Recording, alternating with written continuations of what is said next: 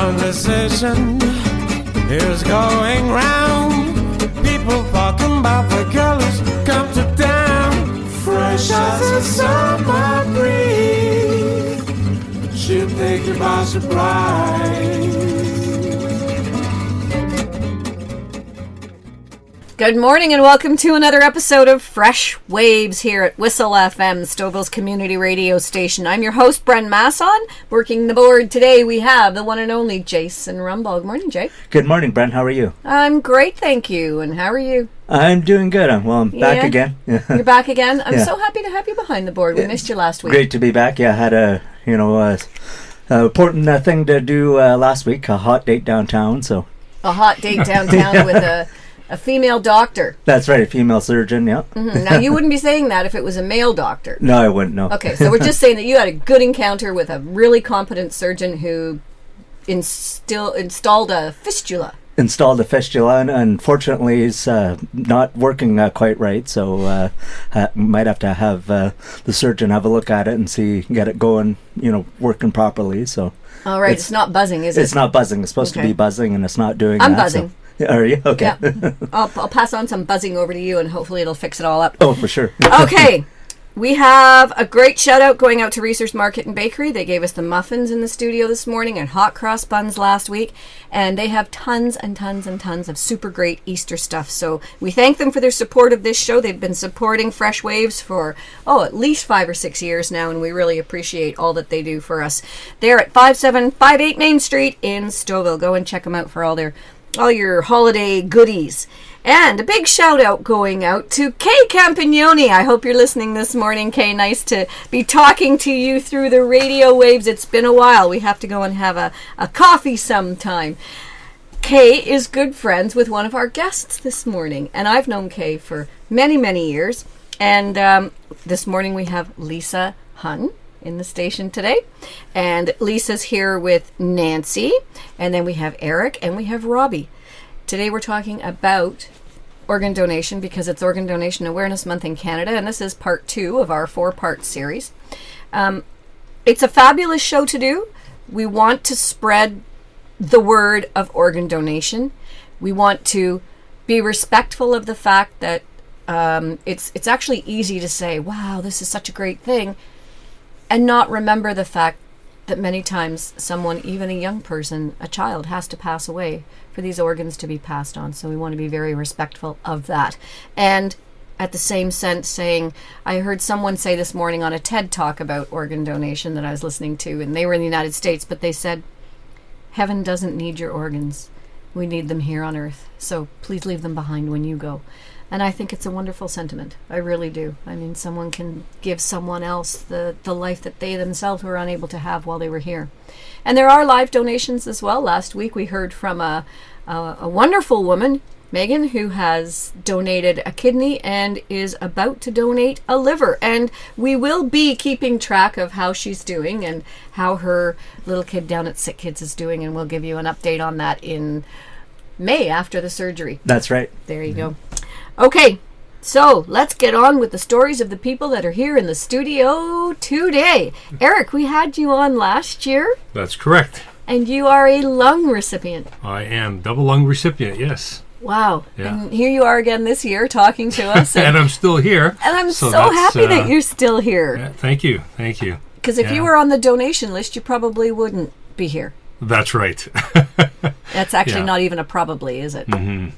Yeah. No, for me, I mean, it's been nothing but good things. It just, it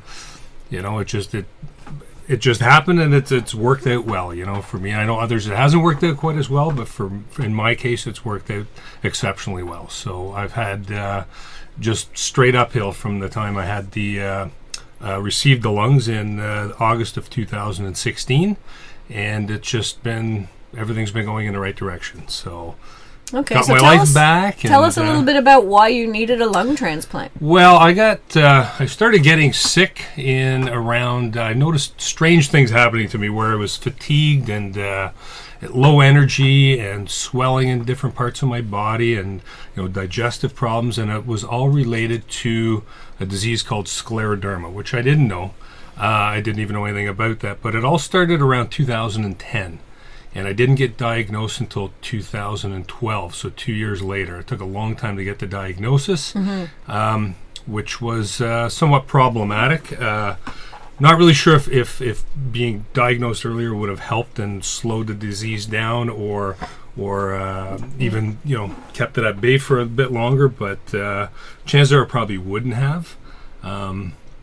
But anyway, so that it was it's very aggressive disease. I still have the disease, and then from 2012 to 2016, when I received the lung transplant, I mean my lung function, my body weight, everything, my whole all my organs, everything decreased a lot, and I was really down to about 6 months left to live.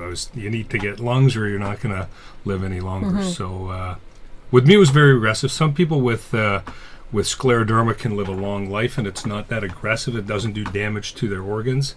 But with me, it did. And anyway, I got lucky, and I got the right lungs, and everything worked out. And here I am today, and doing all. So when you were on the transplant list, and they look for a match just like they do with a kidney or any other kind of a situation, Correct. And they just called you and said, "Hey, well, buddy." When I got to the stage of where I needed to be put on the list, so they kept an eye.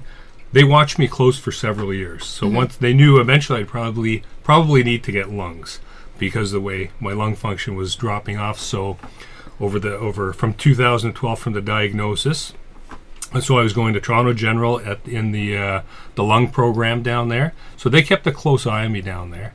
And it's a great program down there. Great people, great doctors. It's just wonderful. I couldn't say enough good things about the program at Toronto General. So it's the 7th top hospital in the world. Absolutely. Toronto General. Yeah, wow. So it's just fantastic. So they kept a close eye and watched and tried different medications, different treatments to try and slow the disease down or hopefully keep it at bay, and it didn't.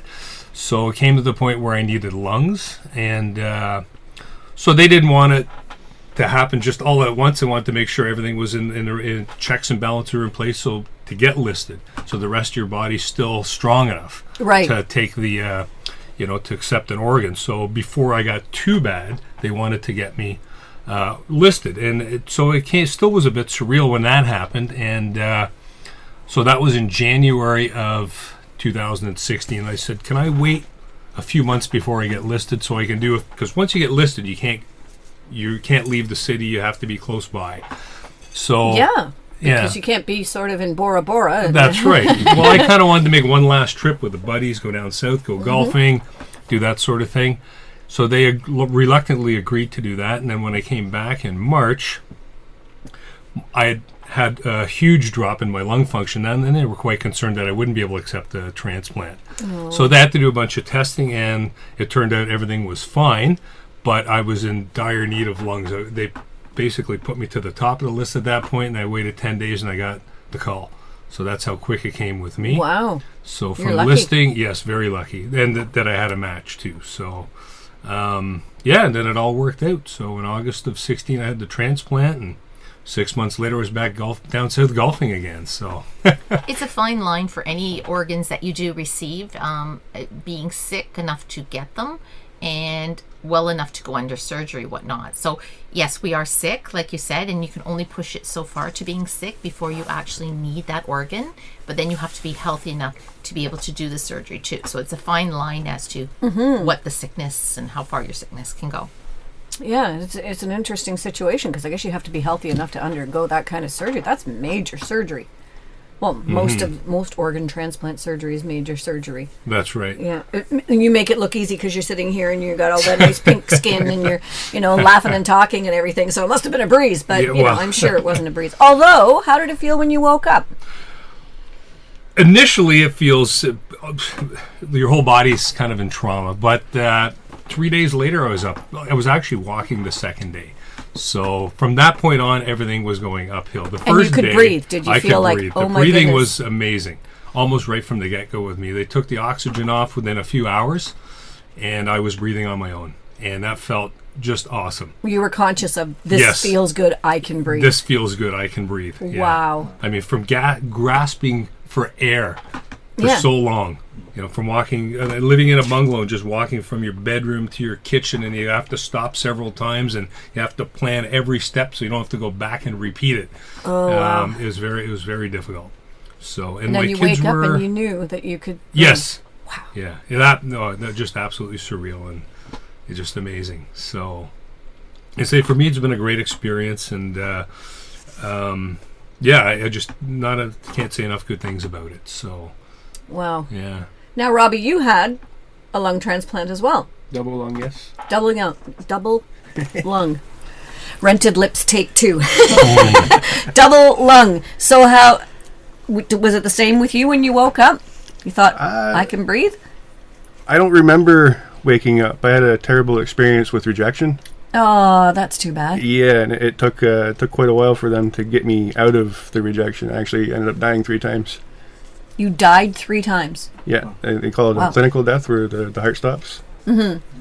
So it didn't like the lungs that you got, even though they were supposed to be a match. Yeah, but we're getting along pretty good now. Yeah? Yeah, you figured out how to work this relationship out. yeah. Well, we went through 2 bouts of rejection, and then after that, I've had no rejection. Wow. That's amazing. Yeah. So there are complications that can arise, just like with anything, I imagine. Oh, absolutely. One of the complications I had was carbon. When you breathe out, it's carbon dioxide. Mm-hmm. I had carbon dioxide poisoning, and I think I didn't breathe for about 3 minutes, and they had to try all these different maneuvers to try and get the carbon dioxide out and the oxygen in, and I ended up going on a machine called the ECMO machine, where they pump oxygen and blood through your body. It was like a 500 RPM. Wow. Yeah. They want that going in there fast. Yeah. It was crazy. So what made you need to have the double lung transplant in the first place? I had a disease called pulmonary fibrosis that was rapidly destroying my lungs. I actually ended up probably I wasn't going to get past Christmas, and they'd eventually put me on the list, and it was only 12 days, Wow. and I was in for surgery. That's amazing. You hear people waiting for years, but in your cases, you didn't have years. No, No. it was either go on life support very soon, or choose to lie in palliative care and go as comfortable as possible. Wow. So you woke up and you could breathe, even though yours wasn't as a smooth a ride as it could have been. Yeah. Wow. Okay, now the ladies on the other side of the table. Okay. Kind of introducing everybody around, so we might as well get all the introductions done. Now, you, again, have a different story. First of all, it's you had a kidney, Lisa. You were on the transplant list for a kidney. I'm a diabetic, so since the age of 4, and I'm insulin dependent, meaning I'm a type 1 diabetic. So I always knew that with diabetes come many complications, and over the years I've had many things happen to me. For instance, I'm blind in my left eye, but my right eye is strong enough so I'm able to drive and whatnot. So they've always checked my kidneys to make sure that's basically one of the higher percentages of people that usually have kidney failure are from diabetes, or kidney failure is also from other illnesses as well, that it can be hereditary or other causes. I'll word it that way. So they checked my kidney over the years, and I kept saying, you know what, this is ridiculous. I went through my teenage years. I wasn't a real party girl, like I didn't smoke or drink like people think, or I wasn't exactly what we call your perfect diabetic. And when I say that is, it's not the food I ate, it's not related to any of that. It's due to the fact that I'd sleep when I wanted, took my insulin when I wanted, and had a very relaxed life. So in 1995, they said, your kidney failure, your kidney function is rising. And I'm like, I know nothing about this. So what is this all about? And they said, well, you have 2 choices. You can look for a living related donor. They use living. Now, it can be a family member, or it can be a friend or someone that And matches. sometimes a stranger is a complete match. stranger, Yep. yeah. Or you can go on dialysis, and I didn't know anything about dialysis as well.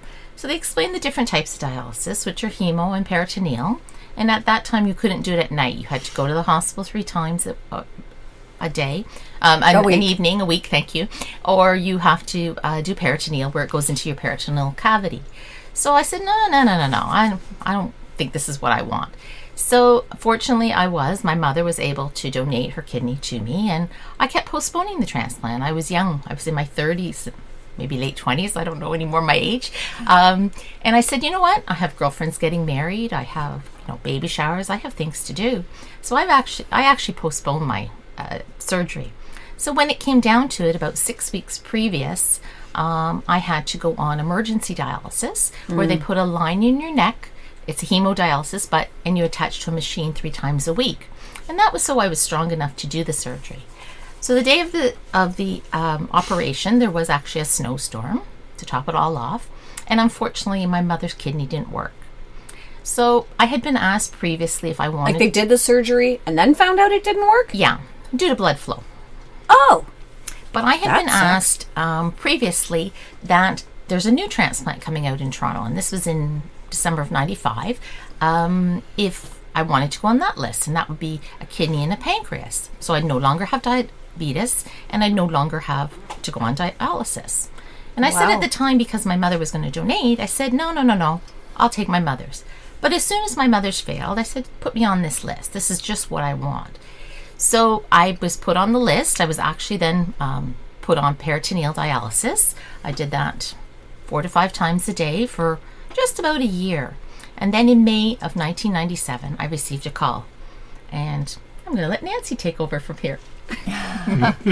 Well, May 1st, 1997, my 10-year-old son, Ryan, got up one morning getting ready for school, and all of a sudden complained he had a very bad headache. And he said, I'm going to go upstairs and lie down. And so when I got up there, I realized this was not a normal headache. He said, Mom, you got to get me to the hospital. And his dad happened to be home that day. We rushed him up to South Lake, where, he's unconscious by the time he got there. And we, rushed him in, and we heard them calling code blue pediatric, and we knew it was for Ryan, And so they sent him down to sick kids. And by 3 o'clock in the afternoon, the doctor came to us and told us he was brain dead. And he'd had what they called a vascular malformation. So probably when he was born with weak vessels in his brain, and one of them just burst, kind of like an aneurysm, and bled into the brain, and there was really nothing they could do. The doctor said there was nothing they could do. Would we consider organ donation? And his dad and I just looked at each other and said, yes, that's what Ryan would have wanted. It was a month before that he had been signing his donor card when the insurance or the license came, I guess. And Ryan had walked into the room in grade 4. They're very curious about everything. And he was a bright kid, very beyond his years. And walked in, and what are you doing, Dad? And he explained all about organ donation, and he'd always signed his card. I had never signed my card. I thought about it, but never done it. And once he told all about it, he just bounced out of the room and came, of course, to ask me if I knew anything about organ donation and how good it was and how you could save people's lives. And then over the next month, he proceeded to go to all the members of the family he could and ask them if they signed their donor card. So when the doctor asked us that, we knew, that was what he'd want to do. And there could have been some child in the next floor that needed organs. And he helped to save 11 people, or helped them to have a better life. Wow. So Lisa received a kidney pancreas, which it's all anonymous, and it's just a fluke that we know each other. And Nancy wrote a letter. I'll clarify this. Nancy wrote a letter. Basically, I had written a letter to Nancy and Dale, and they had written back to me. But you're writing this not knowing that who the other person is. No, it goes through Trillium Gift of Life. It is all anonymous. It goes in envelopes, and basically, if you wish to open it, it's a big procedure, really. But what had happened is, and I hate to say this, that Trillium Gift of Life didn't screen my letter very well. So what they did was, I felt like I was a school child. They took liquid paper, and they liquid papered part of it on one side, but didn't liquid paper it on the opposite side, so I could read what Nancy had written in the letter to me, so I could put information together. So, long You story detective short, long story short. The names have been changed to protect the innocent. So when I wrote back and I said, your son Ryan, and we had a conversation, everybody was saying to me, how do you know this? I said, well, I could show you the original letter that you guys only liquid papered on one side that didn't go. So anyways, Nancy had written me a letter, and in the letter was Ryan's a poem that is on Ryan's grave. And basically, I had forgot that it was there. I usually went after work and picked it up because Toronto General was close to where I worked at the time. I used to work for Bell downtown. And I forgot. So I came home and I said to my husband, let's just take a ride after. Well, little did we know that there'd be a news article appearing the next morning in the paper that described the individuals that Ryan saved and that they were going to receive the gift of life at the Hospital for Sick Children. So I went to work Monday morning. And I basically, I have very good family support and whatnot. And I went to work and I basically said, I'm going over. And they're like, oh, okay. Did you arrange your shift? How are you doing this? I'm like, no, I'm just leaving for a while. So even my manager at the time was very supportive. And she said, do you want me to come? And I'm like, no, I think this is something I want to do on my own. I mean, it's a very hard position. Not many people have that opportunity. Is it the right time? So it was very hard to describe, actually, really, and put into words. But you were going to go over to sick kids. I was going to go over to sick kids And see the ceremony. And see the getting ceremony. a medal that day. Yeah. Go ahead. Sorry. See, I do this all. I was just going to say, so we had name tags on because we were going to be going up, and Lisa came and stood beside my husband at the time. Sorry. Yes. And she kind of leaned in and she said, I think I have your son's kidney and pancreas. That sounds that's Yeah. I might know you more than you think. Something like this as an introduction, and just get right to the point. It was just kind of this scene of hugs and disbelief, and it has been a wonderful relationship over the years. We've gone and talked many times, and as I was going to say, I feel very fortunate to have had that opportunity because many people don't get that opportunity. Do either of you know who your donors are? No, I don't. No. No. not a clue. Now, Lisa's letter that I got through Trillium was only one of many, and it's a really wonderful thing to get these letters because, I mean, losing anyone, but losing a child is just devastating, and you don't know how you're going to go on. And 4 months after Ryan passed, I got the first letter, which was from the cornea recipient, a 20-year-old university student who was in the sciences and was now failing because he couldn't see anymore. And he got the cornea, and he was able to resume his studies. And Wow. yeah, so that was wonderful. Lisa's was the next one we got, which was amazing.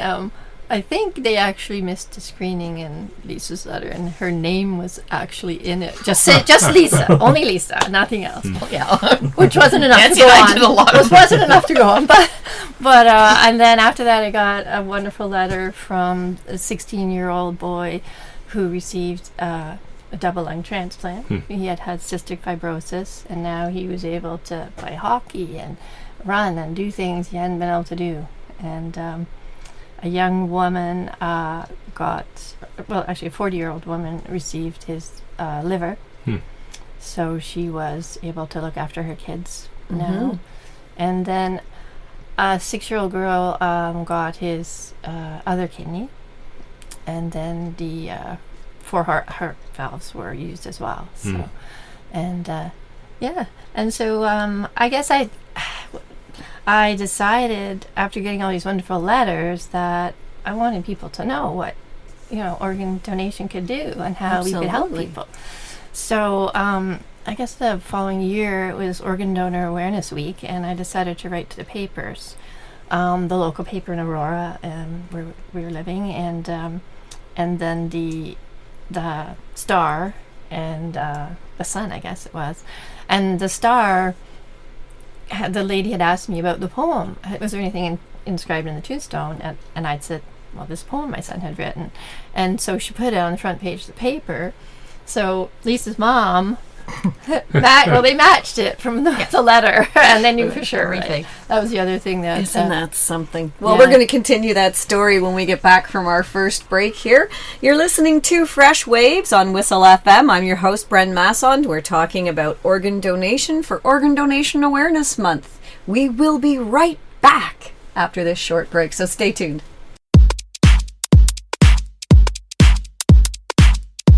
Hi, this is Jay Rumble, host of the Block Party on Whistle FM. 19 years ago, my sister gave me the greatest gift of all, the gift of life. She donated her kidney to me as mine was failing. I am alive today because of organ donation. April is Organ Donation Awareness Month in Canada. Please go to beadonor.ca and register to be a donor today. That's beadonor.ca.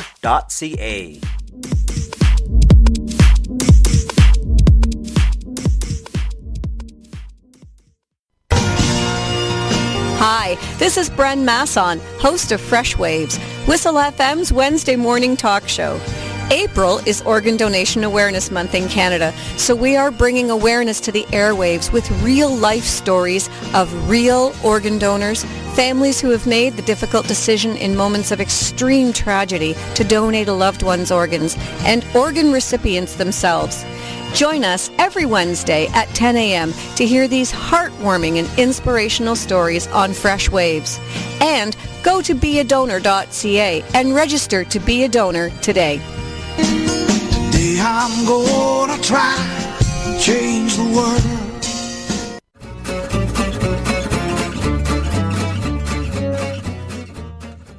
And we're back on Fresh Waves. I'm your host, Bren Masson. We've got Lisa, Robbie, Eric, and Nancy in the studio this morning. And we were just finishing the story here with how Lisa and Nancy met. And just to clarify for the listeners, when you said you were going over to Sick Kids, what was the ceremony or the event that was taking place at Sick Kids? It's a presentation medal that is given to donor families that have donated organs. Yes. So they do it once a year, or is this like a... Well, I'm not even sure if they do it now, but it was once a year back then. Oh. And it was if your child, passed at the kids, they honored them that way. Mm-hmm. So it was very nice, and obviously it gave us the opportunity to meet, which most people don't have. And yeah, it's been a great relationship. It was also, just to add a few things, it was very emotional, because then they were taken away. Once I had met them, then they were taken away to get this medal.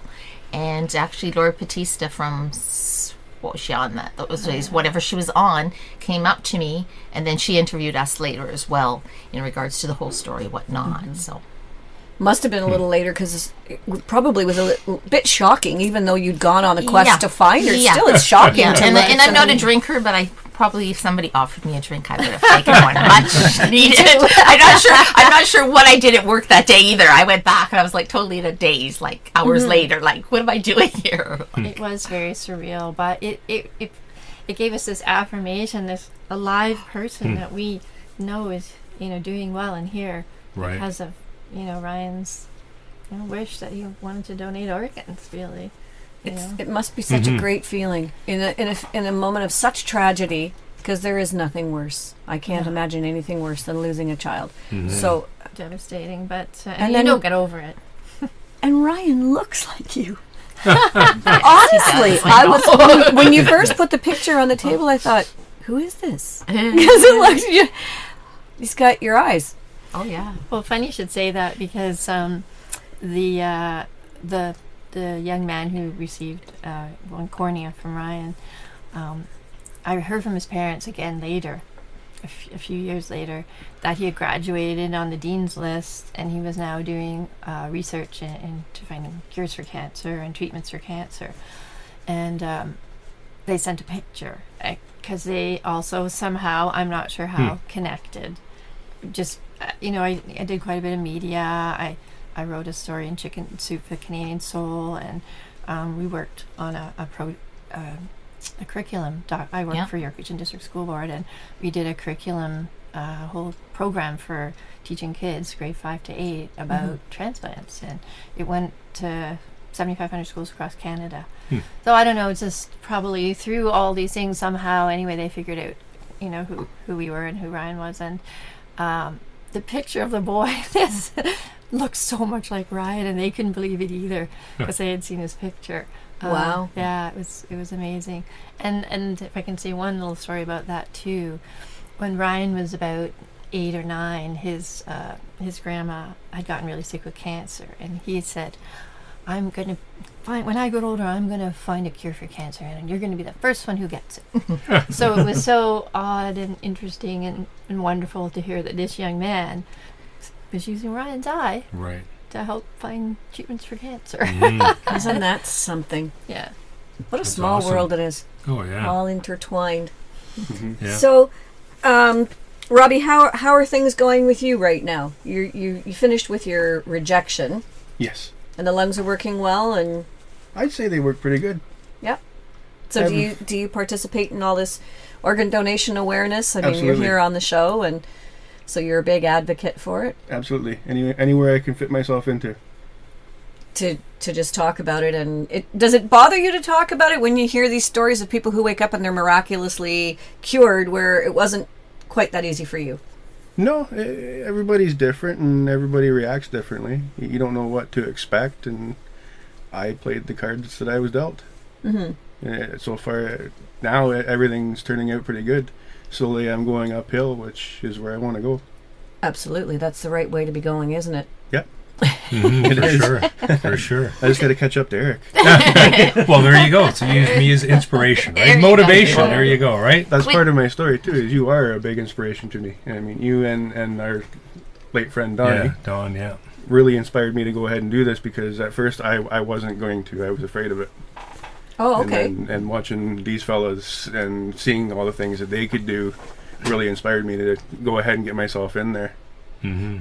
Well, and that was the case with myself as well. When I knew I was going to have to do this eventually, and a mutual friend introduced me to Don Geldhard, who had a transplant a few years prior to me, and and I was a little reluctant to. It's a scary thing to go through, and you think, what if you don't come out the other side, right? Right. And so after seeing Don and speaking to him, I thought, okay, well, this is why I'm going to do this for sure, right? That sort of solidified my decision to go ahead with this.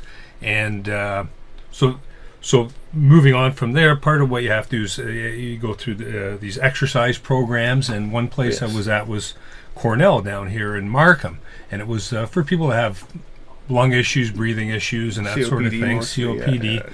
Emphysema. That's right. So Or I was eczema. No, emphysema. Emphysema, yeah. So I was in that program for a while, just to you try and stay as healthy as you can. Even though you can't breathe, you do exercises sitting in a chair or whatever you can, just to stay as active as you can. So I did that. After my transplant, though, I started doing other. I was at a different program, just in a regular gym and down at Toronto General. But Rob was into that program, and Don was going there as well, and they had met.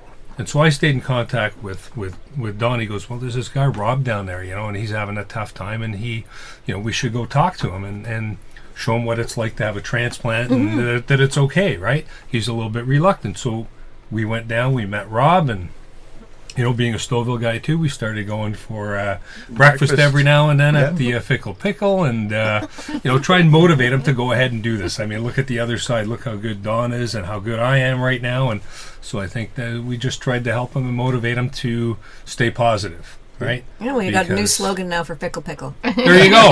There's nothing fickle Sorry, did I about do this that? pickle. So I'm sending you donations. Yes. They have to pay for that. So, I mean, the other thing I've gotten involved with again through hockey. So I was after you get the transplant and things are going well, and they just want to tell the whole world and try and get everyone on board. So I thought, how do I go about doing this, right? So anyway, I with Jay and myself, and we worked the. That's right. Yeah, the at the Strawberry at Festival. the Strawberry Festival. Yeah, doing the organ donation booth, right? Yeah. The one. So after doing that was great. The response sometimes was kind of strange. Like there's a lot of vendors there, and we have a kiosk there, and people would come and go, "Oh, so what are you guys selling?" I go, "Well, we're not selling. It's organization." People would like, "Whoa, the other way." Walk away. No, thanks. I'm using them at the moment. That's right. And the famous line people say, "Oh, but they don't want my organs," you know. Yeah. One of those things. So People always say that. that's right. That's right. But so.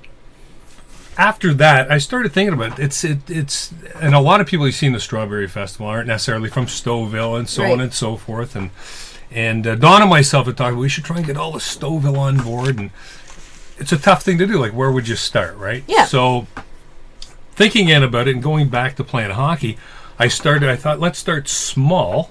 And so I've been trying to, along with a couple other gentlemen, try to engage the Stouffville Men's Hockey League.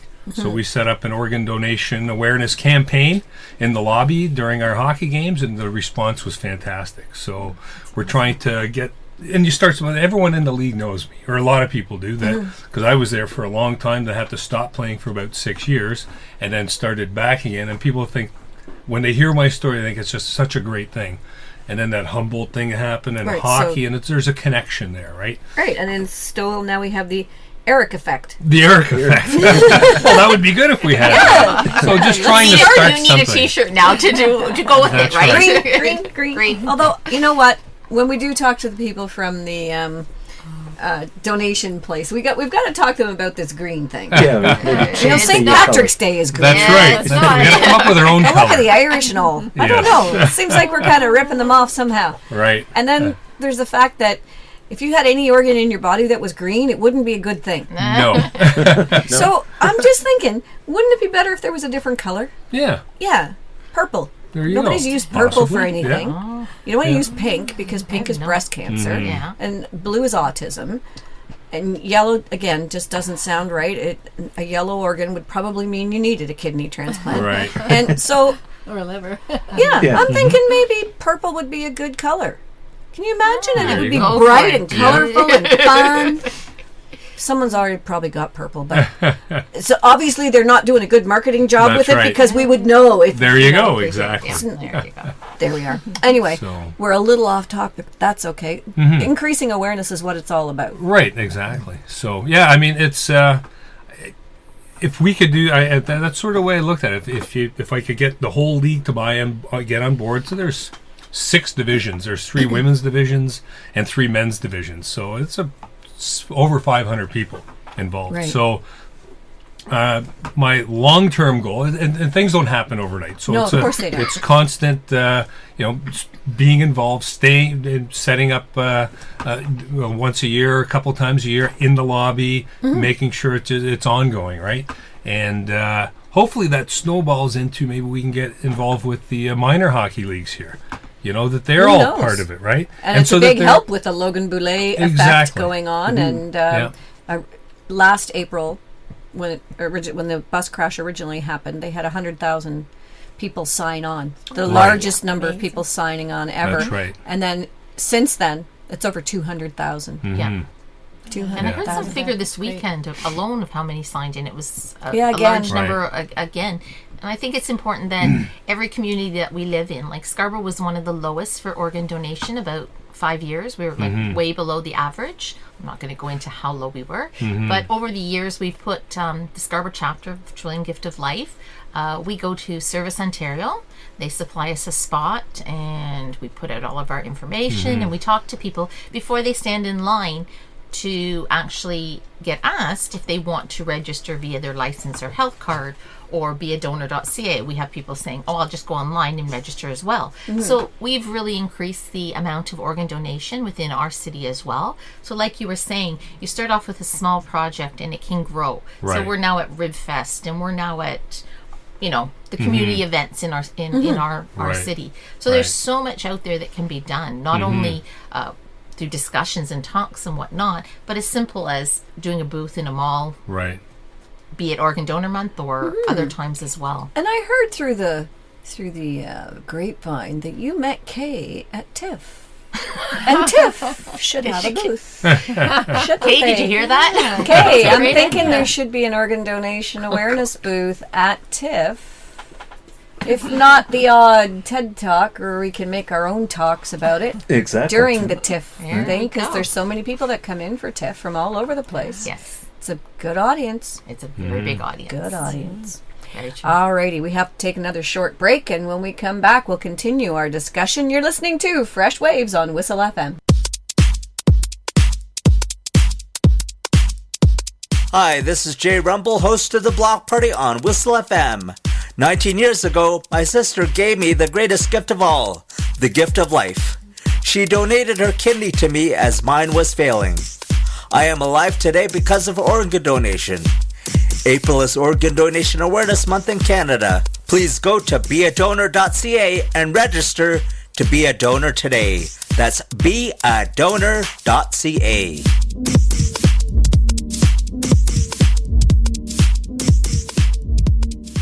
We're back on Fresh Waves. I'm your host, Bren Masson. This morning we're talking organ donation awareness.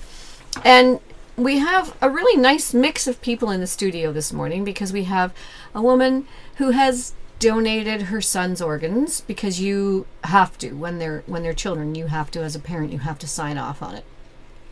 They don't have registration for kids. They can't do it on their own. That's correct. Yes, I believe you have to be 18. And I think the most important thing really is just sharing with family that this is something you want to do, no matter what age you are, to make everyone aware this is really important to you. Because even if you register, I believe it's still family that are asked. They Right. don't do it against their wishes. But knowing that your family has told you this is what you want, I think probably is a really high percentage that actually do it, Right. that do make the donation. And in my case, we knew that's what our son wanted, and it made that decision so much automatic easier. and Yeah. just so much easier, because you want to do what they wanted. You want to help fulfill their wishes, right? As much as you can. It's a wonderful thing. Definitely. And when you lose someone you love, you get a lot of comfort, and it helps with your grief to know and to hear things. Trillium Gift of Life does give you reports if you ask about who got your organs. Right. Not details of who they are or anything, but just age and how they're doing, and who got them, and all that helps to you don't get over the death of a child, but you learn to live with it. And I think you get a lot of comfort through, if you are one who's lucky enough to be able to actually do that donation. And that's the thing. Not everybody can donate. Exactly. There's really only a small portion of people that can donate. And I think that's a bit of a misconception with people, because I've had, again, doing it through the hockey league, people come up to me, well, I don't know if I want to donate. They're not going to use my organs, and so why would I donate? And I said, well, it's about like, you've got grandkids, you've got other friends and people. It's about bringing awareness to it. So by registering as an organ donor, maybe necessarily your organs probably won't be used. There's a small percentage of people that will be eligible to donate their organs. Right. I always say to people for that, sorry, I always say to people when people say I'm too old or I have this illness or that, things change dramatically. I mean, when I first was going to have a kidney transplant, my father wasn't allowed to be tested because he had high blood pressure. Well, now that's almost like secondary nature. If you have high blood pressure, you can still give to another high-risk patient, it's called. So I always say when I go do high school talks, which I'm very fond of, where we approach the younger people, I always say, if there is an organ that you wish to not donate, it's better to say that than to say, if you want to donate everything, say it, and at the time they will test you accordingly. Be it what illness you may have today, may not be a concern in the future. Right. So it's really hard for people to understand. Or just say you're going to donate and leave it up to the medical professions to take what they want and need. Right. They're going to tell you right off anyway, nah, can't use that one. That's right. You know? I mean, you're more likely to be a recipient than you are to be a donor. Right. So. But Eric's right. I think it's something like 1.5% or something that are actually in a position, because you have to, if you're in an accident out on the road and you don't get on life support, or your blood perfusing through your body to keep your organs going, then so not that many people are Meet the in the right criteria. place The at the criteria, right yeah. time. That's Meet the right. criteria. Yeah. Right. But that's only for organs. Yes. Yeah, because tissue is a Tissues. huge. Tissue is another huge thing. Tissues, Yes. you could be 89 and in a nursing home, and I believe you get 24 hours to donate, even like corneas. And I'm not sure about skin, but there's a great need for skin for blood burn victims and things like that. And so there's other things that you don't have to be in the same position. Right. Right. The oldest living tissue donor is over 100, and the oldest living organ donor, I can't speak, is over 90. So Right. there's no age limit. I never want people to say I'm too old or I have an illness. The other day I actually had someone at Service Ontario, really interesting, come up to me and say, I'm a diabetic and have been since I was 4. I looked at her, I go, yeah, okay, so what's the catch here? I said, of course, probably you can't donate your pancreas, and probably you'll have, kidney issues of some sort probably in your life, but they look at everything else and say, okay, does she have good lungs, or does she have good skin or eyes or whatnot? And she goes, really? You're the first one that's ever told me that. And I'm like, wow, like just that little bit of education to people. A lot of people don't know, and Trillium Gift of Life has an amazing website with addresses all of the religions. All of the major religions believe in organ donation.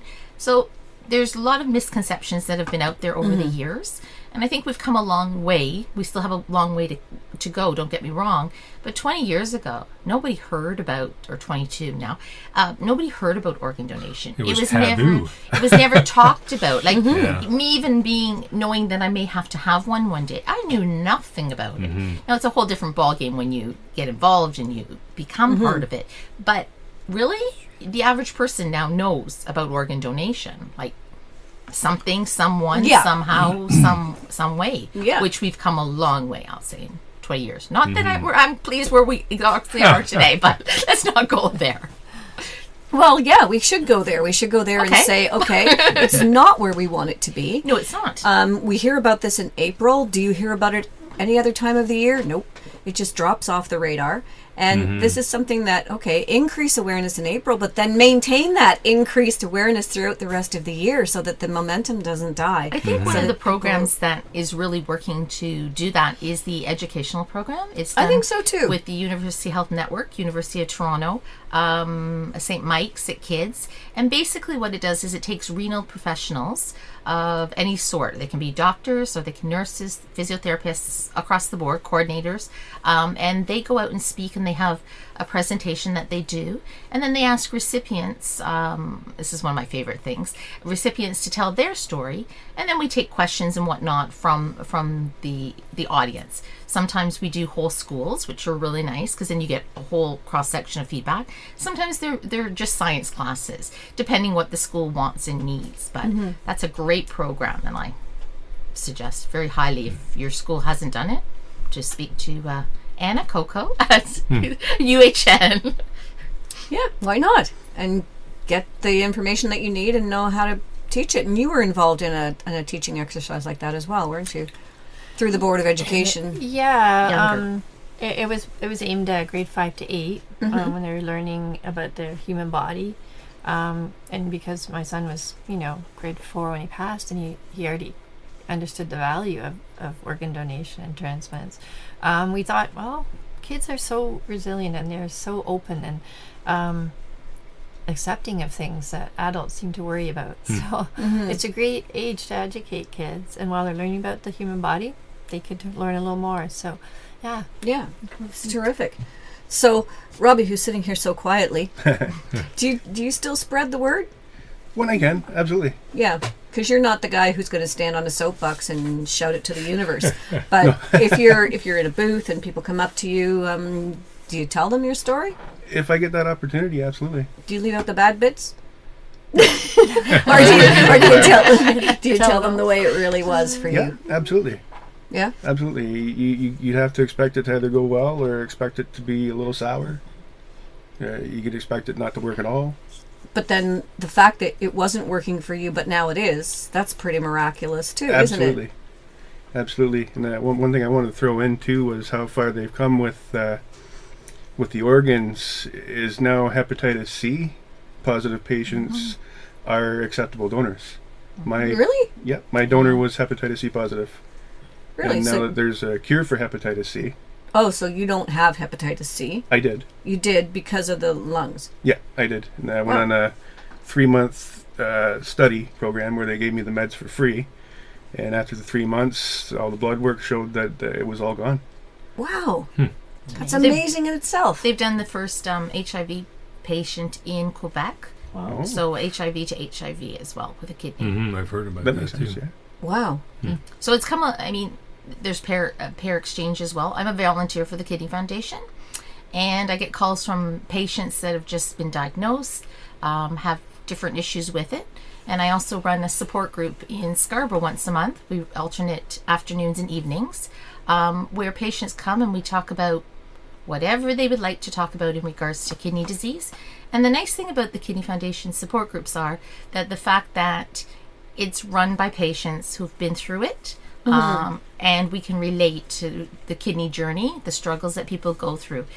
Your body's never accepting that organ as its own. Your body's always fighting against you with that organ. So there's always going to be ups and downs. It's never a perfect, once you get an organ, everything's perfect. It may seem perfect, but there are always challenges and obstacles that you need to cross over the years in regards to having a transplant. So now that you guys meet once a month down in Scarborough, you can also come up here to the Fickle Pickle. Okay. That's the place, yeah. Okay, we provide free parking and food. Do you do that? But there's always room for improvement on the Fickle Pickle meeting spot. But that's not a bad idea, you know? It's not a bad idea to have a place where recipients can come and get support. I mean, it was nice. Obviously, you had the support of these guys, Eric and Don, when you were about to go through this.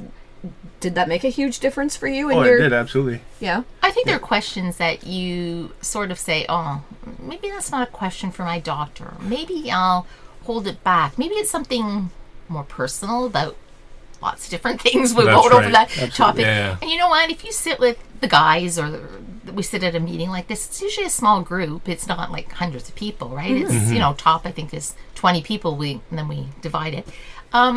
You have a more intimate and you get to know people more on an individual basis, and you're easier to open up about things. And when the leaders of the group or the people who've already gone through it open up, I find other people are more willing to open up as well and share their stories. And it's one thing to talk to a doctor, but when you get to talk to somebody who's already been through the same thing that you're about to go through, it must give you solace somehow. Absolutely. It seems more validated when you talk to somebody that's been through it. Like, and you can clearly, It's real. you can It's clearly real. see Like It's real. there's It's put something to it's tangible, Right. right?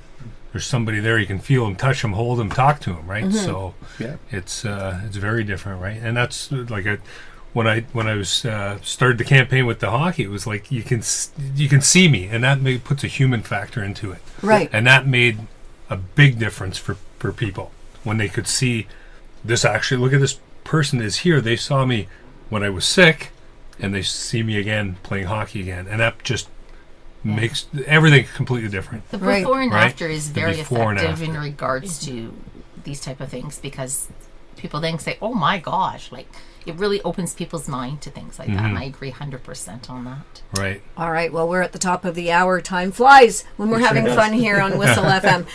You're listening to Fresh Waves. We're going to take a little break now, and when we come back, we'll continue our discussion and organ donation awareness, and we'll get to hear from the one and only Jason Rumball, sitting there behind the microphone, being awfully quiet but working the board. So that'll be when we get back from our next break. You're listening to Fresh Waves. Stay tuned.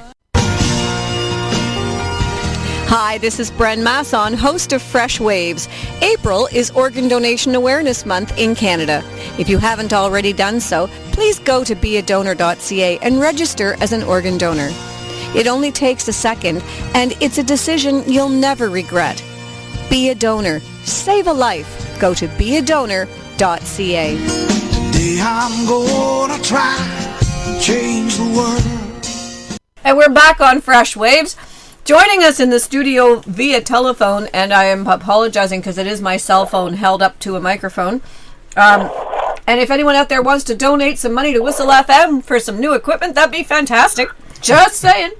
Okay, we're talking with Sandra Holdsworth of the Canadian Transplant Association. Good morning, Sandra, and welcome to Fresh Waves.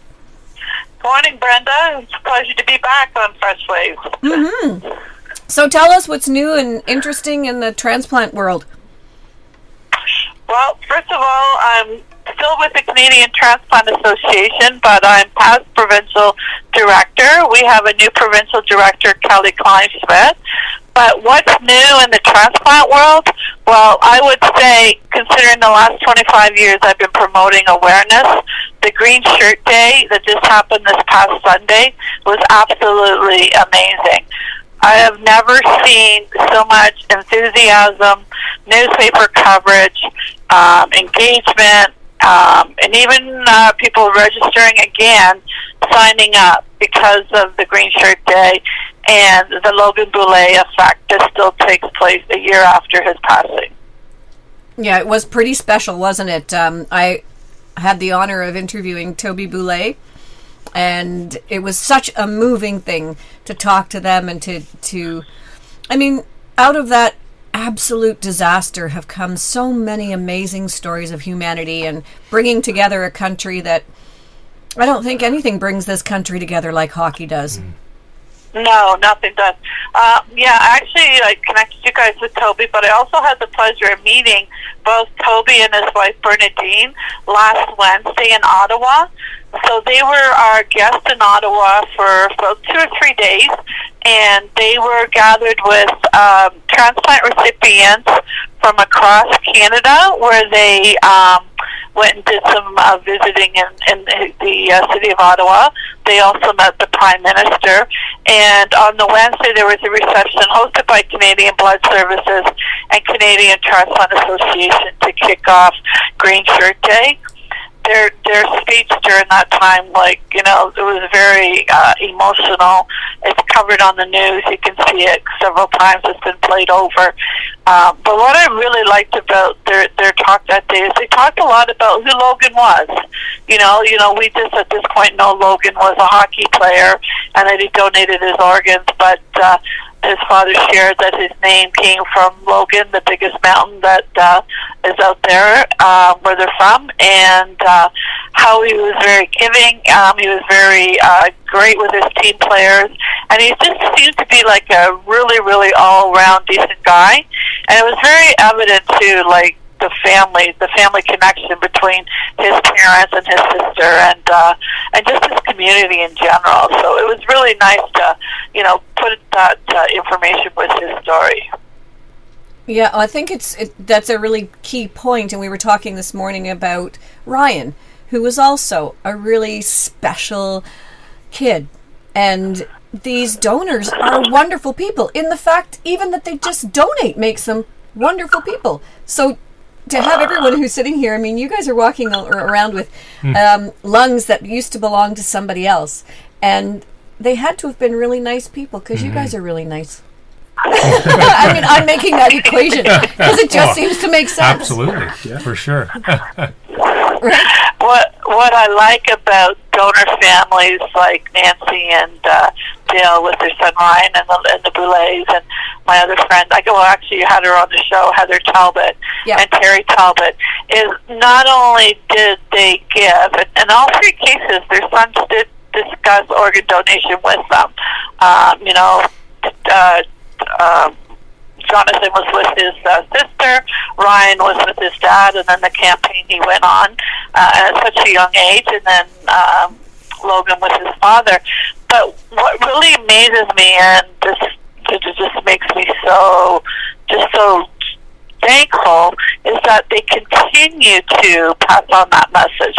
So the fact that April 7th was the 1st anniversary of Logan's passing, the family was out there in their community, giving back, sharing his story, and helping others. It would be so easy just to, stay at home and be, involved with all your grief, but they're continuing to give back, and that just amazes me. The donor families that continue to share their story, because they are helping to save, thousands of people's lives. Yep. And not just the recipient. I mean, the Boulets made a very common, very very interesting comment was that not only the recipients saved, their families are saved as well. They all come with loved ones, family, friends, etc. Yeah, definitely. I mean, we were talking to Melody Clausen last week, and she's a kidney recipient who had 2 children that were never supposed to happen, and now she has grandchildren. And the snowball effect from that one donation, it's an amazing thing. Yeah, and I know Melody as well, and her brother was her first donor, and she, the fact that Seamus and Lauren were able to be born, and now that they have the grandchildren, it's just amazing. And that's like how the life continues. And I think that's what the donor families would want. They would want the person to go on, live their life, and, to continue to go on and live their life and also extend their family as well. Yeah. And I think that's what Heather said last week, too. She lost her son, Jonathan.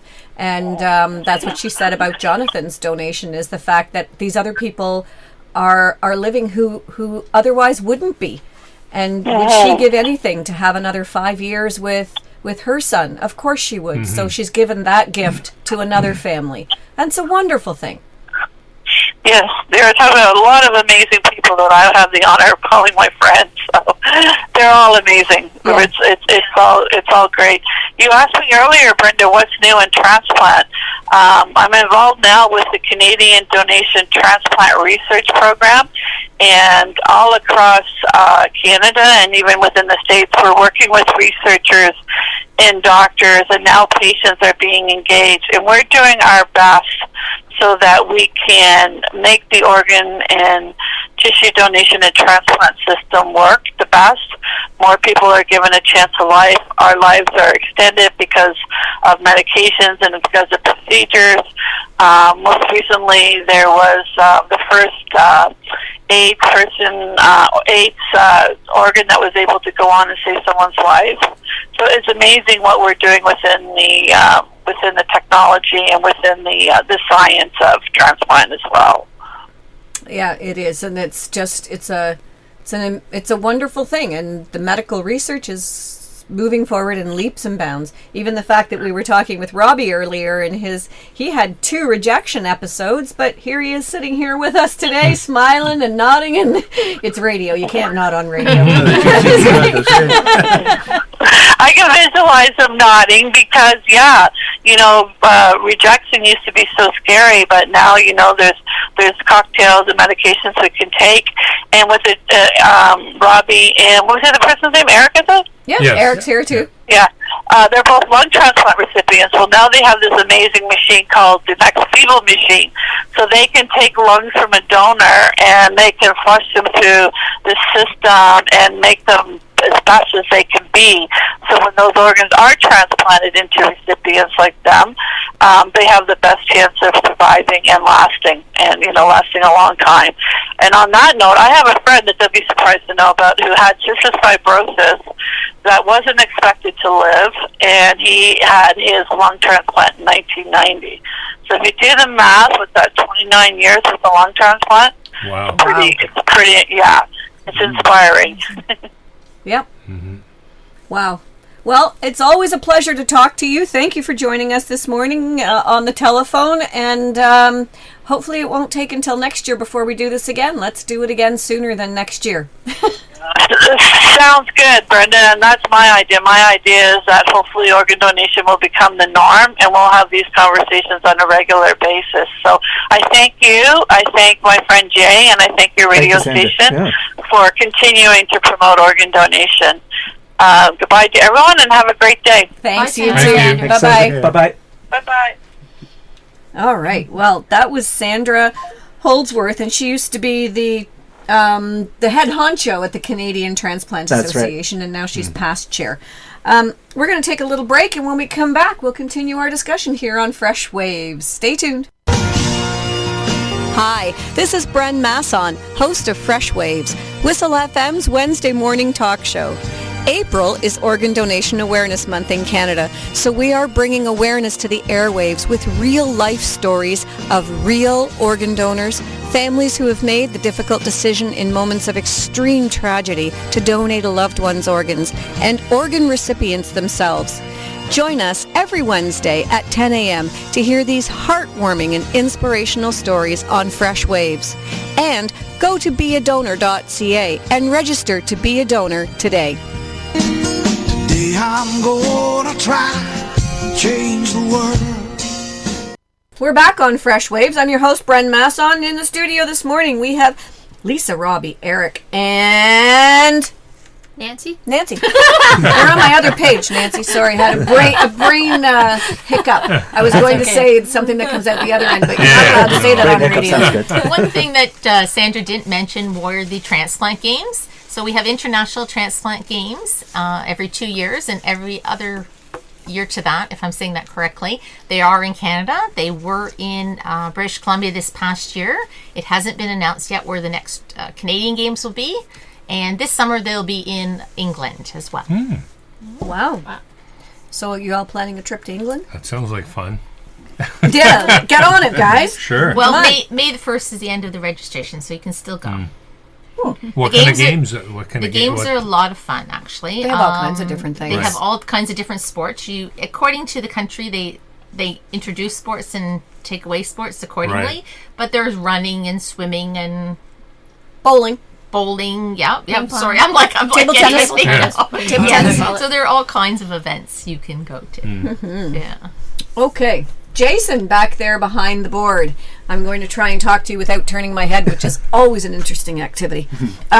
So, Jay, tell us a little bit about your story. You, too, are a kidney recipient. That's right. And so 19 years ago, actually, let's go back even further than that. I was going to college at the time, so this is going back 22 years ago.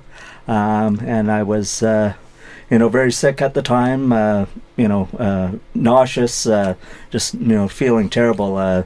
My family doctor at the time, he thought I must have the flu, and it just, got to the point where I was getting all these strange symptoms, like I was getting blurriness on my eye, and I, just wasn't feeling well, sick to my stomach, that sort of thing. I went to the eye doctor for a routine eye exam, and he said, you got bleeding in your eye, and, he said, you got to go to the hospital right away. There's something not right about this. And so I go to the hospital, and they, checked my blood pressure. My blood pressure was extremely high, 220 over 130. It was very critical, so they thought, oh boy, I'm going to have a heart attack or a stroke or something like that. So they did, a whole bunch of tests, and I've,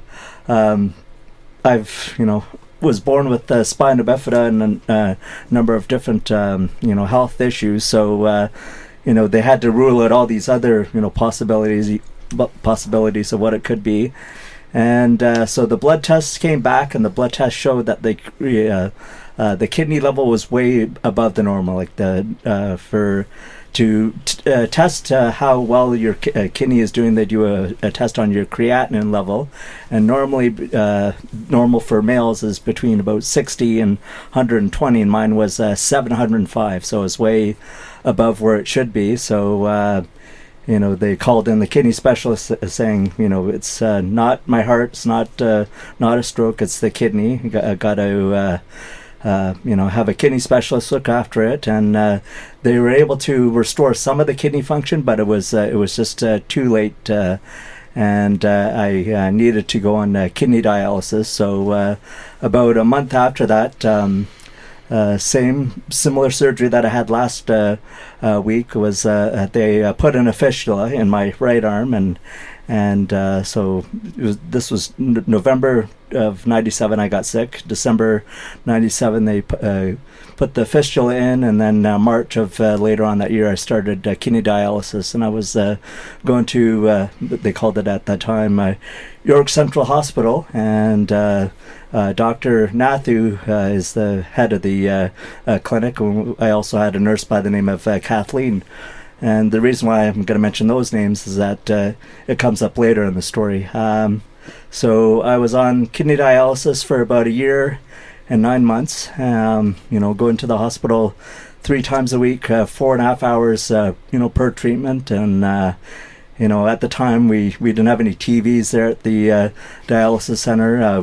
That was back in the days of VCR, so I had brought in my VCR tapes to help pass the time. You're sitting on the machine for 4 hours, so I was the movie guy. So everybody loved when I brought in the movies, and we were able to pass the time with that, and Happy Jay all the way. yeah. So. Going through dialysis, that's not a fun thing, but to be there with patients that were going through the same thing, and there's another guy I'd like to give a shout out to that I've reconnected with, Todd Lawrence, who got a kidney and a pancreas. We were on dialysis together, and he was real inspiration for me. He's one that kind of kept me going and kept my spirits high and stuff like that. So Todd, thank you very much for being there for me at the time, and so I was going to the hospital for dialysis, and then this is where it gets emotional.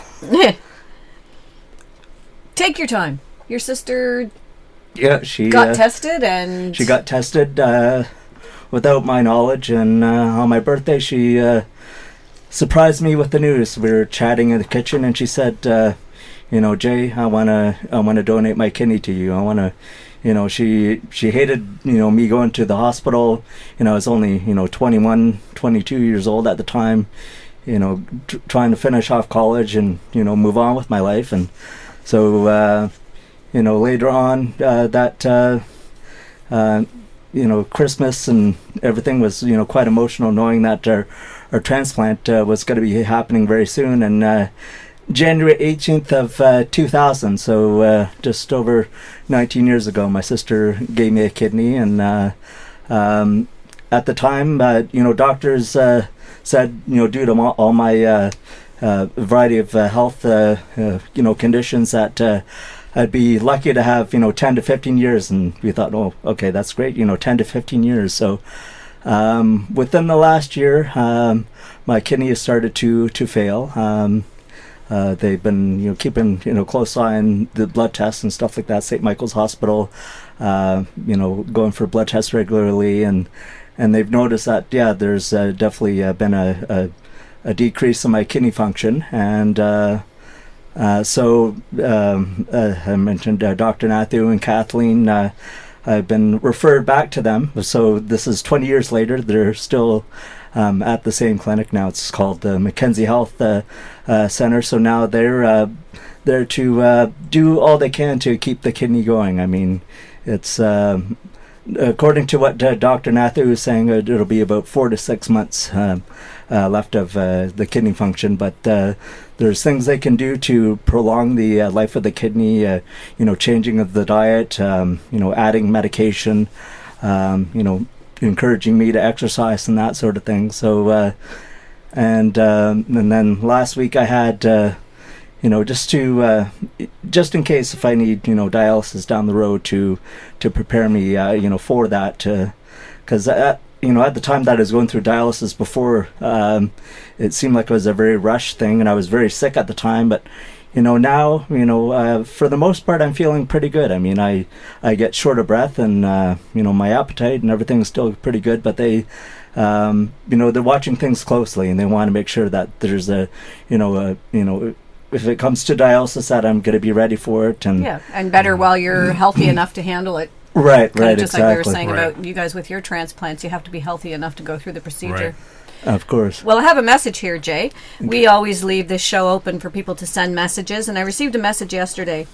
It says, for everything Jason has been through, he's always had the most positive outlook and never complained, always seeing the sunny side of whatever he is faced with next, which has been more than most could even imagine. I'm so proud of you, Jay, and all of your efforts in advocacy for organ donation awareness and for the disabled. I also would like to acknowledge his mom, my Auntie Jojo, who is no longer with us, but know how proud she would be of where you are today and what you have accomplished, and his sister Rochelle for giving him the gift of life and assisting him in being able to give back to the community. Love you, Jay Bird, your cousin Patty Ann. Oh, That's wow. from Boca Raton. That's lovely. Oh, So wow. she Thank asked you, me Patty to Ann. give that shout out to you today. Wow, So there that's you awesome. go. No, that's great. And why do you get to live in Boca Raton and we don't? And the thing is, my mom and I went down to visit my cousin Patty Ann, and I was on dialysis at the time, and it was kind of interesting how they, if you want to go on a trip to Florida or whatever, they can help arrange the dialysis down, in Boca Raton or wherever you're staying, and Wow, that's pretty cool. yeah, so it's interesting that I could still travel and go to my dialysis and still enjoy my vacation. So it was Wow. great to have that. Well, we have to take a little break, and when we come back, we'll continue our discussion on organ donation. This is Organ Donation Awareness Month in Canada, in the world, and on Freshwaves. Stay tuned. We'll be right back.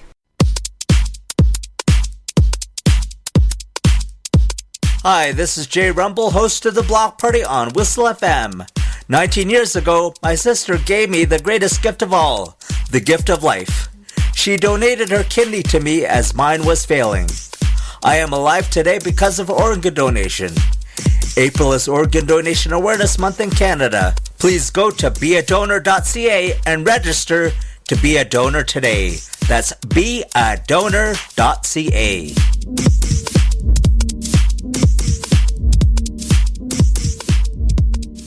We're back on Fresh Waves. I'm your host, Brent Masson. We're talking with Lisa, Nancy, Eric, and Robbie. Now, one of the things we were just talking about on the break, and I hate it when people say that. You hear announcers say on this station and others all the time, well, when we were on the break, we weren't with you on the break, so the listeners are saying, who cares what you talked about? Well, we're bringing it on to the airwaves right now, is that appreciation for every day. Mm-hmm. And if you go on Facebook or Instagram or all of these social media sites, there's some cheesy picture of they're not so cheesy, but a little boy and his dog, and don't take life for granted, and angels floating in heaven and things like this, and don't take life for granted. And you can hear it 100,000 times, but until you've actually been there, until you've actually been there where you don't know if there's a tomorrow, Right. you can't possibly know how precious life is. And Robbie, you had that, especially with your 2 bouts of you were dead. Yeah. I mean, that's pretty profound. It is. Most days I wake up now and I realize I'm still here and can't believe it, and then I realize how beautiful everything is. So you did wake up and smell the roses, so to speak. Yeah, I did, big time. Yeah. So how did it feel when you woke up the second time? I mean, the first time must have been miraculous enough, but the second time I was like, wow. I was in the middle of delirium, so it's a little sketchy, my memories. I couldn't decipher what was actually real and what wasn't. Mm-hmm. But after they took I can't remember what you call it, but it goes down in your throat. The intubation tube, yeah. Yeah, when they took that out and trached me, everything started becoming a little more clear. And I think it was the day they trached me and I seen everything a little more clear is when I started to really appreciate the fact that, man, I'm still here. Yeah. This is amazing. Mm-hmm. So I thought for sure that I was toast. Yeah.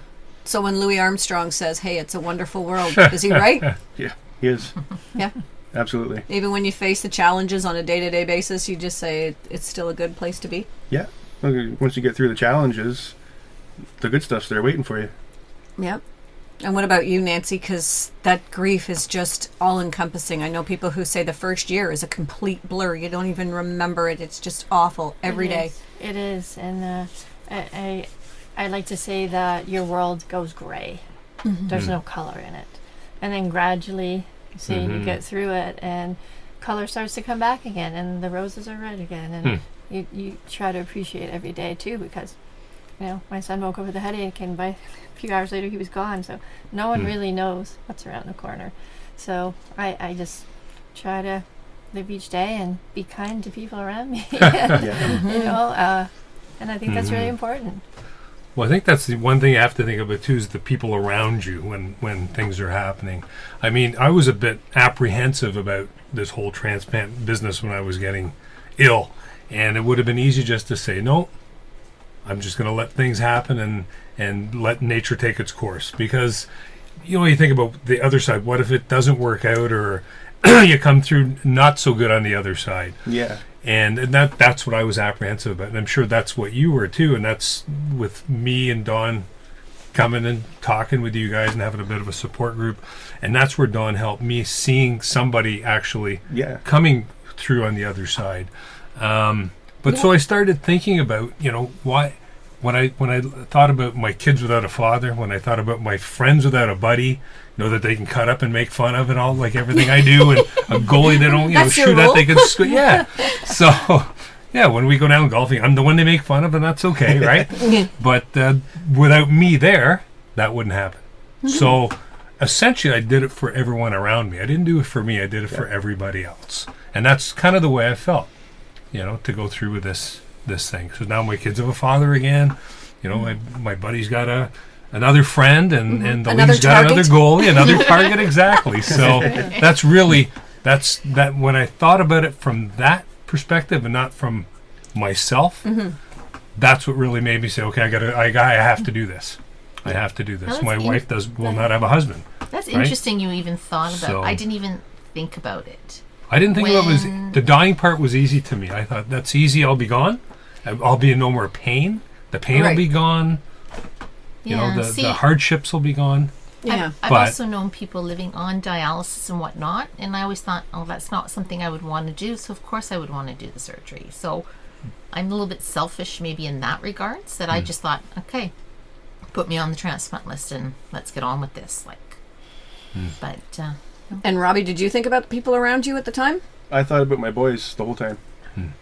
The whole time. I think they're what really drove me to fight through that second round. Yeah. And how old were they at the time? Well, I'm only 7 months transplanted. Oh, wow. So 8 and 16. Wow. Yeah, I'm still fresh. He's new. He's a new transplant. Wow, I didn't realize it was so recent. It'll be 7 months on the 18th. Holy crap. Holy moly. Like you're still at the stage where you count days. Yeah. Yeah. Yeah. Wow. Wow. That's amazing. Good for you. Congratulations. Yeah. Thank you. So obviously you had the tattoo before you had the surgery. Yeah, I've had all my tattoos before the surgery. Which hurt more? He was awake for the tattoos. Yeah, exactly. Tattoos, they don't hurt. Yeah, you're a pretty furry guy. Those tattoos do hurt when also, I'm furry from most of the shaving. Yeah. Oh yeah. Shave it off. Have the tattoo. Then it grows they back shaved again. all this, and now it's just out of control. Yeah. Oh yeah. Well, But from the drugs it too. was minus 30 this winter, so you needed that extra fur to keep you warm. Yeah, keep me warm. But the drugs The rest of too, us are right? all the now drugs. jealous of you, But some of the drugs that we take cause hair growth. So that's which is okay in another a guy. I never thought of that. Yeah. Yeah. thing. Yeah. Wouldn't be like your favorite thing to have happen, No. No. but you are warmer. I just wanted to say what you said, Eric, is very important, because the people around you, and those are the people that, if you're not there, are left, grieving. And I want to say that I know there's probably support groups for the recipients, but for donors, there's not, the donor families, there's not as much. But we found a lot of help through the Bereaved Families of Ontario, York Region chapter, where you do get to meet What is it? The bereaved? Bereaved Families of Ontario. Okay. And there's a York Region chapter. The office is in Newmarket, and they have support groups. So you get to go in, groups and talk to people that have lost someone dear, maybe a child, maybe older people. But that is a wonderful support, because you are talking to people that are going through the same type of grief that you are, and that really helps a lot. I can imagine, because all the different support groups, it's always great to talk to somebody who's going through or been where you are. And it's also nice for you, if you're several years out, to be offering some support. It's true, yes. It's true. And you can see your own growth as you are that much ahead of someone else who's very fresh, the fresh pain, and to know that it will get better. Because at the beginning, you don't know that. You don't. Yeah. Yeah. I imagine that's kind of where you are, is that you're just crawling out from this whole fresh business now. Yeah. It's a learning experience. It is. The first year is really a learning experience. I mean, I'll never forget that. There's so many things that it doesn't matter how much you read or prepare, whatnot.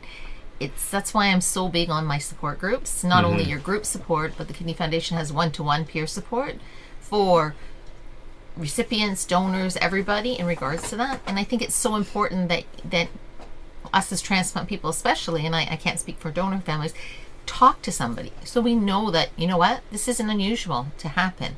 This may happen to you but not me, or there's so many different scenarios out there. And I'm just such a big person on support groups. I'm like, whoa. Now, if you asked me 22 years ago, I was not. I didn't think I needed it. I didn't see the value in them. But I think because I've been sick as well, I have other illnesses. My diabetes causes everything else. I've had to give up working, and I've had to look for my passion and what I need to do with my life. So volunteering has become like a passion for me. So the Kidney Foundation is very close to me in regards to, it's almost like a second family, I'll call them. And that's one of the big, I work on the, help out with the programs team, and that's one of the big things. Not only do we help financially patients that are going through struggles through blood pressure cuffs or transportation or emergency living. We're not paying for all their bills, don't get me wrong. We're trying to just help them get over that hump that they need to. Maybe a medication that isn't covered. But I think the whole aspect, and starting that support group in Scarborough, it's just over a year now, is opened a lot of people's eyes to what it's all about, and we're there to help you. So Jay, did you use these support groups? Were they a help for you in your situation? Oh, definitely. Oh, for sure. I mean, I had never even knew the York Region Gift of Life Association, so it's been great to, get out there and go to these different talking about the Strawberry Festival, and to meet the people that have had kidney transplants and liver transplants, and now with social media and Facebook and stuff like that, and going through my kidney issues now, it's been great to talk to people on Facebook that have gone through, because it's been a while since I've had a fistula, so I kind of forget, what the fistula surgery was like. So it's great to ask people questions about that, and it's good to know that the Kidney Foundation is there, and just the community in general. I think with Facebook and some of the social media, it gets a bad rap because there are a lot of negative aspects of it, but it always takes a community to raise a child. It takes a community to support other community members. And last week, when you needed a ride to go and get your fistula checked out, you put on social media that you were looking for a ride over to the York Regis Medical Center. Yeah. And someone from the community stepped up and said, "Yeah, my son's home. He's not doing anything this afternoon. He'll give you a ride." What? I thought that was pretty cool. That's just so neat. Great. Yeah. Isn't that a cool use of Facebook? That's where Facebook really shines for something like that. Oh, for sure, yeah. Because smart of you to use it. It wouldn't even have crossed my mind to do that. I mean, Jay, don't you have a bowling event coming up? Oh, that's right. Yeah, so we got a bowling event coming up on Sunday. It's our sixth annual Bowl for Life at the Richmond Hill Pro Bowl, put on by the York Region Gift of Life Association, and Sandra from CTA is going to be there as well. So CTA is the Canadian Transplant Transplant Association. She's the Sandra we just talked to. The Sandra we just talked to, so she's going to be there. So I believe they're still looking for some players to bowl. So if you're interested in bowling, you can check out York Region Gift of Life Association on Facebook. And there's Arlene Lindsay. She's the head of our group, so you can contact her about bowling. We're also looking for different, if you want to help with the actual event that day. I'm going to be. And what day is it? On Sunday. April the 14th, and so if you're listening to this on Sunday, and head on over Go on over and go bowling. Let's go bowling in the afternoon at 3:00. So and I'll be your MC for the day. Unfortunately, because of my fistula surgery, I'm going to pass on the bowling, but I'll be there to do the MC part, and it'll be a lot of fun. Then after that, if you want to join us, we're going to be at the Swiss Chalet over at the Young and Bernard Plaza there, just north of the bowling alley, for some Swiss Chalet. So what are you doing on Sunday there, Robbie? Nothing other than church. No, and bowling. You might go bowling. You're going to church and then home, and now you're going to church and bowling. Okay. They don't realize it's Master Sunday. Oh, they'll have the Masters on at the bowling alley.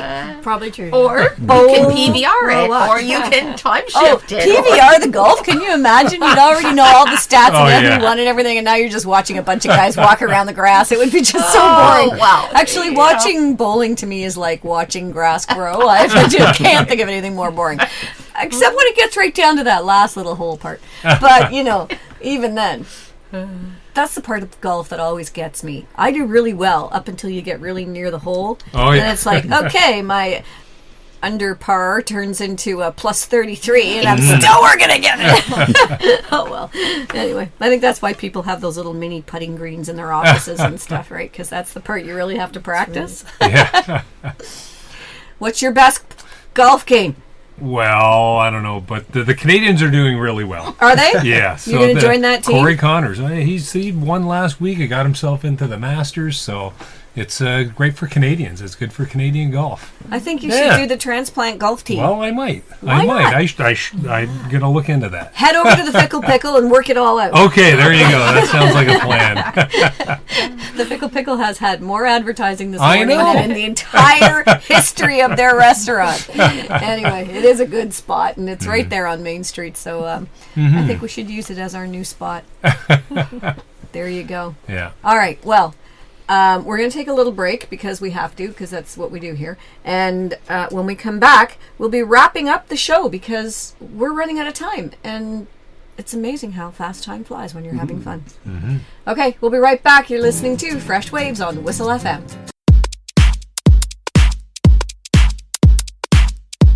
Hi, this is Jay Rumble, host of the Block Party on Whistle FM. 19 years ago, my sister gave me the greatest gift of all, the gift of life. She donated her kidney to me as mine was failing. I am alive today because of organ donation. April is Organ Donation Awareness Month in Canada. Please go to beadonor.ca and register to be a donor today. That's beadonor.ca.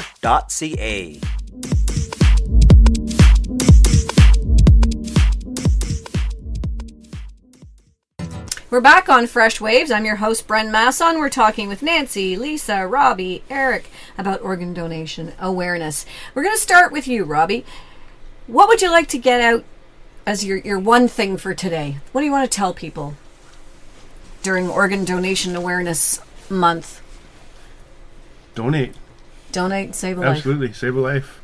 Every donor is a hero. Yeah. My donor's my hero. Eric's my hero too. Yeah. Thanks, buddy.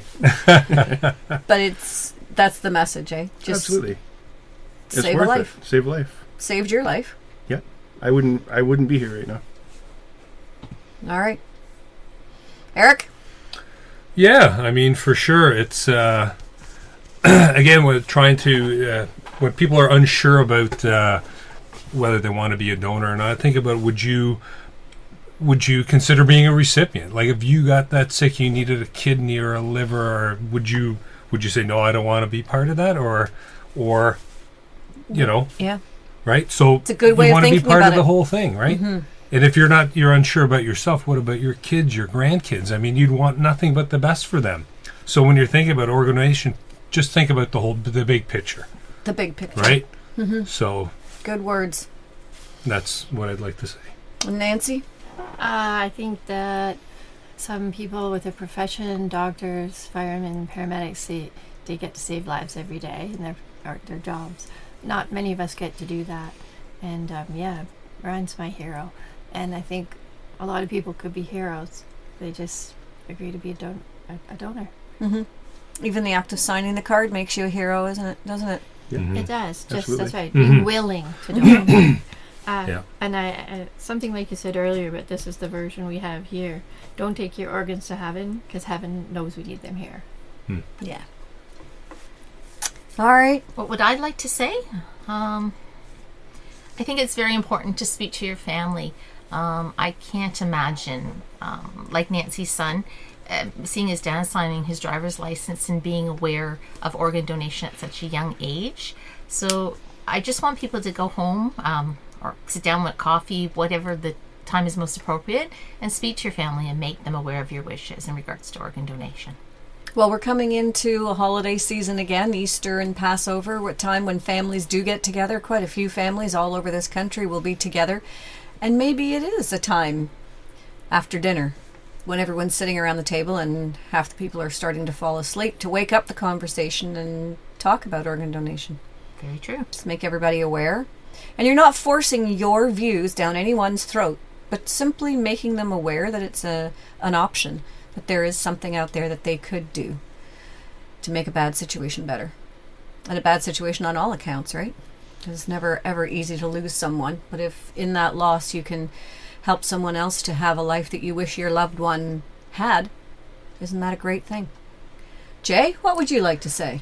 Well, as I was saying, I've been lucky enough to have a living donor, thanks to my sister.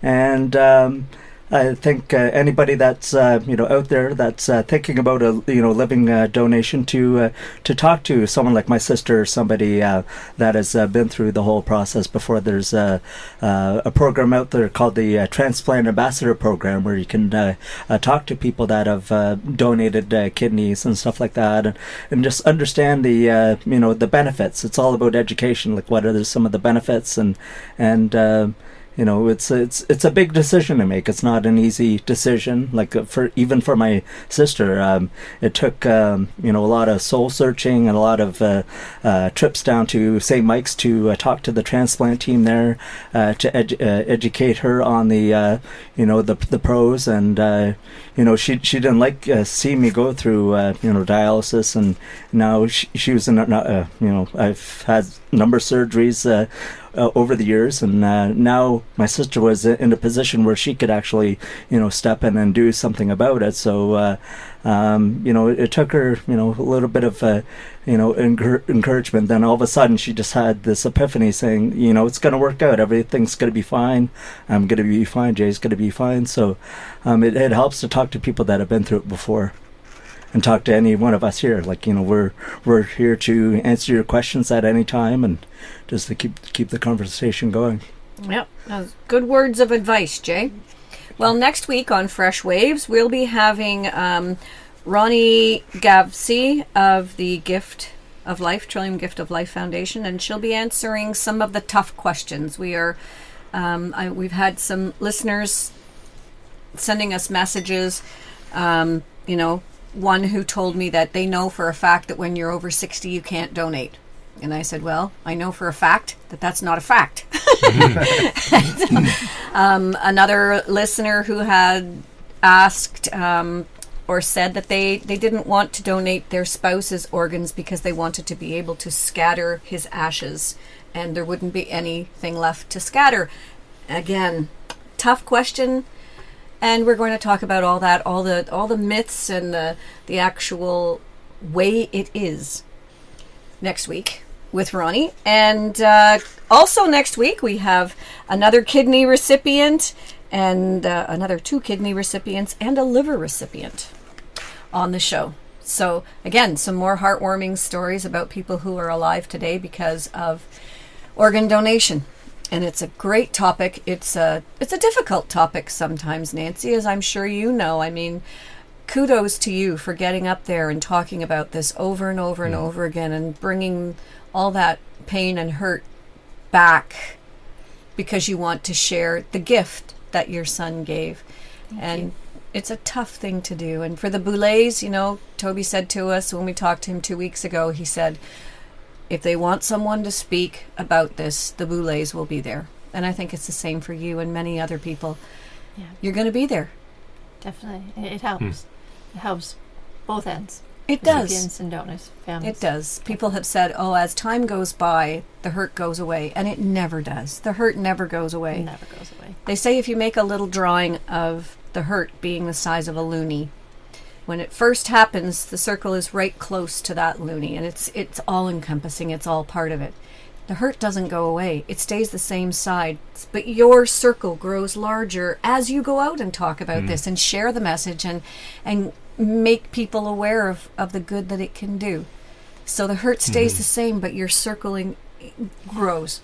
And within that circle are a lot of people who support you and a lot of people who say thank you for everything you did and for being brave enough to make the decision to save another life when your life was so ugly at that moment. Yes. Thank you for saying that. Thanks for being here, everybody. Thanks for sharing your stories. And thanks for having us. And I Yes, think you thank guys are you. going to leave now and go over to the Fickle Pickle. Just throwing that out there. There you go.